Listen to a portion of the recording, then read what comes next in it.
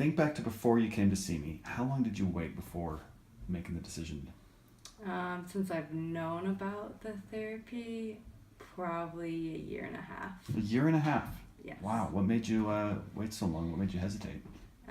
Just moving a lot for one, and I didn't really take the time to do research to figure out if I actually needed to. People kept telling me about it, but I didn't really put time into actually thinking that it was gonna work out. So moving as in moving locations? yes, moving location. Okay. So when you say you weren't putting time into it, just busy? Busy. I just have done a lot of therapy, so I was like, oh, it's just another thing that I'm gonna go try and not work out for me. Okay. So. Okay. That's well. What have you been trying to deal with? What was your particular problem? How bad was it, and how long had it been?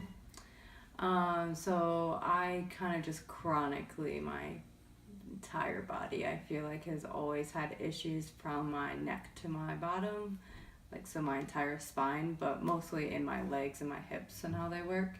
So I'm a runner, so that's important for me. Yeah. Probably when I stopped being a college athlete, which was now I guess 3 years, was when everything started to stiffen back up, and I was like, I really need to go do something about this. Really. And as I recall, you were experiencing a lot of neck pain at the moment. That's what you first talked to me about. Yeah. So transferring into that work world aspect, where you're behind a computer desk, you're typing everything. Before I was dealing with lower stuff with being a runner, but then when I transferred to not doing that anymore, the upper stuff started to be affected and a lot of pain there, and I was like, I have to go do something about it. Gotta do something. Yeah. So how bad was it? I would say upper body, my lower stuff I've just been able to just deal with. Mm-hmm. I mean, that's probably just always at a 4 or 5 during that time. And my upper at that time was probably an 8 if you were doing that scale. and pushing through pain is always something people do, but that's not usually the thing that gets people to stop. What got you? Probably, my boyfriend's mom goes to Toledo, Ohio. She goes and sees someone, and she really just started pushing the envelope and telling me her story, and then she had friends of hers call me to tell them their stories. So Woman with a purpose. She is. She wants everyone to be healthy. Okay, well, great. So I kind of already asked this, I guess. What were you missing out on? What activities were you gotten in the way of? Work. I would have to that's a big thing. Stop in the middle of writing reports. Stop in the middle of doing anything administration behind my desk kind of thing. And then I wasn't running as much or cycling or swimming, so I was cutting all of my training in half.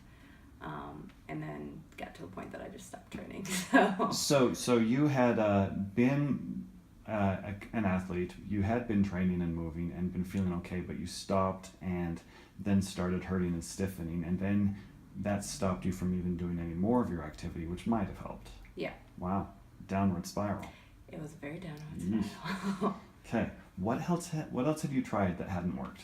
A lot of PT. I've been in and out of PT my entire life since I've been 12. Physical therapy? Yeah. PT? Okay. PT, physical therapy, and a lot of chiropractors. I've been in and out of chiropractor since I've been 16.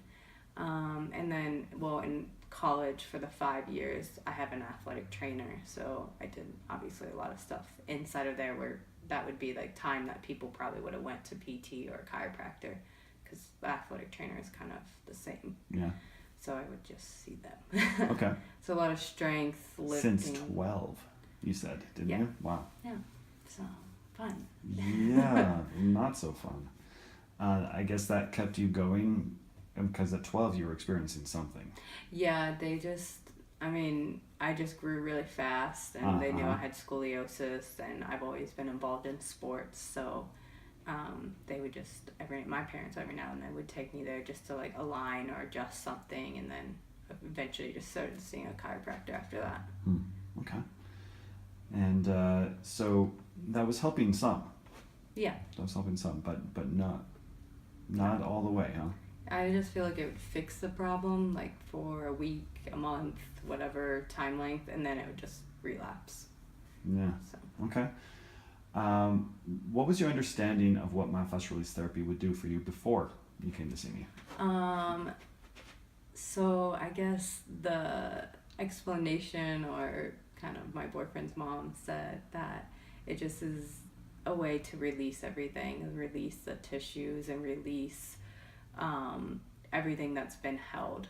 So you hold all of these anxiety, or you hold all of these pressures in different ways from injuries, and she said that the myofascia will eventually release all of that. Okay.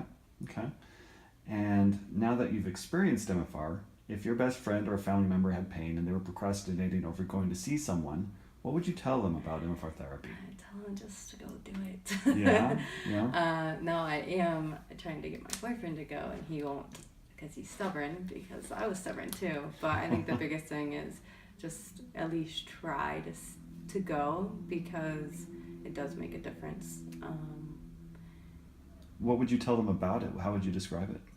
Probably the same way that I got described Okay. to, because that's just kind of the realm that I am in. I'm in that more athletic realm, and I feel like those are terminologies that most of people know. Sure. But the fact that like I can move and just kind of tell them my experience, I think the biggest thing for me is that I just generally feel better every single day. That is big. Yeah. Okay. Let's see. And of all the things you've enjoyed about coming to see me, what was the thing you've liked the best? The best. Probably the after. Uh-huh. Because I feel better for like 3 or 4 days, even sometimes like a week now. And sometimes even like 2 weeks, that I'm not just going back into the pain. Like I would go to PT, and then a day later I'd be like, well, my pain's back, so that's fun. But the fact that I leave here and I feel immediately better, but it's not just, it's a long-term immediate. Like I feel better, but I know it's going to last more than just a day.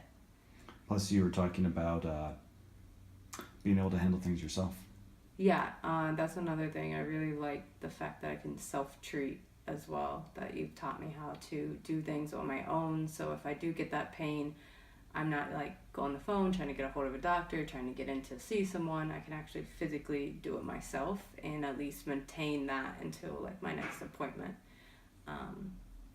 And that's been a big thing for me. It's being able to do things on my own. Yeah, people sometimes get locked up and they're in terrible pain for days trying to see somebody. So that, yeah. Yeah, it's been very great. So what would you say to anyone viewing this who is currently skeptical about myofascial release or just plain undecided? I guess my biggest thing would say that probably if you're looking into something, you've already been through all the other avenues. At least in my experience, you've probably already tried PT, you've probably already tried a chiropractor, you've probably been in and out of the doctors. So I would say definitely go and try it and see. I mean, there's nothing you can lose by trying it. But I do think that it can help and fix a lot of issues that people can't fix necessarily in a PT or chiropractor. Great. And what was the number one thing you wanted to achieve by coming to see me, and did I help you achieve it? Probably number one thing is just so my body to feel better, especially when I'm running and cycling and competing. I know in my brain that's like number one importance, not like necessarily like how I feel during the day, but the fact that I feel better doing my activities, and I feel better at work too, and I feel better during the actual work day. Like that actually makes me be able to train, because I'm not, suffering for 8 hours and then going and trying to run after work or anything. So for me, just feeling better has been less stress in my life. So, I'm not worried about being in pain. I'm not worried about, having to, sit a certain way because it's painful, or walk a certain way because it's painful. I can just walk and do it, and not have to worry about it anymore. So It's got to be nice. it's been nice. And you are training for a marathon, you were saying. Yes, and I'm in training currently for marathon. Running every day. Yes, Awesome. Well, thank you. Thank you.